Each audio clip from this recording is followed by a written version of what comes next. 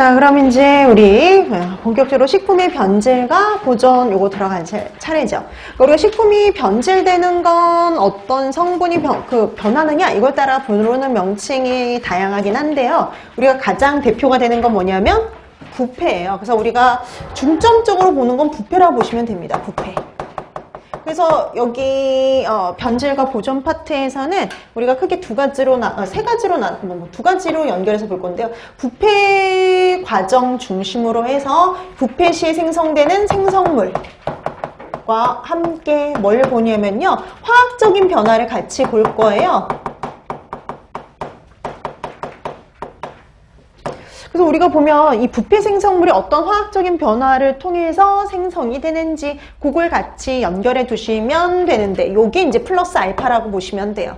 그래서 가장 기본이 되는 건 부패 생성물이죠. 그러니까 부패 생성물 어떤 게 부패 생성물이고 이런 게 생성이 되었을 때 부패가 되었다고 얘기를 하는구나. 그래서 가장 기본이 되는 건 부패 생성물인데 플러스 어떤 변화, 어떤 과정을 통해서 만들어지는지를 간단히 확인해 두시면 되겠고요. 그 다음에 이제 우리가 이런 것들이 만들어졌을 때를 부패되었다라고 하는데 그럼 어디서부터 부패라 볼 거냐? 초기 부패를 판정하는 방법이야. 초기 부패 판정법을 볼 거고요. 이 초기 부패 판정법에선 그 방법과 수치들을 파악해 두시면 됩니다. 그 다음에 여기다가 플러스 보존법까지. 요즘에 이제 보존법과 관련해서는 요즘에는 이제 잘 안 나오는데 예전에 논술형 문제일 때는 좀 나왔어요. 연결해서 같이 쓰는 걸로. 자, 그래서 이렇게 해서 우리가 변질과 보존에 관련된 내용들을 정리를 할 건데요. 자, 우리가 식품의 변한다 이거거든요. 식품 성분이 변하는 걸 가지고 우리가 변질이라고 얘기를 해요. 그러면 식품에 어떤 성분이 변하느냐에 따라서 달라지긴 하는데 우리가 식품을 자연 상태에 그대로 두었을 때요. 미생물의 작용이라든지 아니면 산소라든지 광선이라든지 효소라든지 수분 이런 것 등의 작용에 의해서요. 식품의 성분이 변하는 걸 가지고 변질이라는 단어를 써요.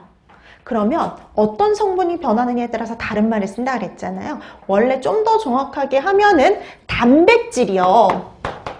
단백질이 미생물의 작용에 의해서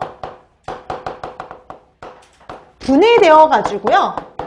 악취가 나고 유해 성분이 만들어지고 우리가 악취가 난다든지 그 다음에 아니면 이렇게 여러 가지 유해 성분이 만들어진다든지 그래서 먹을 수 없는 상태가 되는 걸 가지고 우리가 뭐라 그러냐면 부패 이렇게 얘기를 해요. 보통은 혐기적인 상황에서 그런 문제가 발생을 해요. 보통은.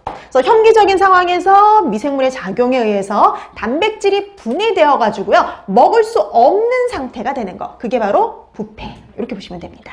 이게 바로 부패예요. 자, 그래서 우리가 보니까 식품의 성분 중에 단백질이요. 단백질이 분해되는 현상이 부패. 이렇게 보시면 됩니다. 자, 그 다음에 우리가 또 이런 것도 있어요. 유지요. 지질이요. 지질이 미생물에 의해서 아니면 미생물 말고요. 산소라든지 금속 등에 의해서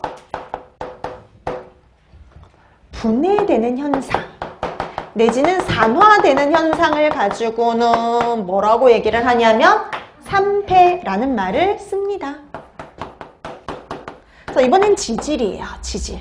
지질이 미생물의 작용이라든지 산소, 금속 등에 의해서 산화, 분해되는 현상을 가지고는 산패라는 말을 쓰죠.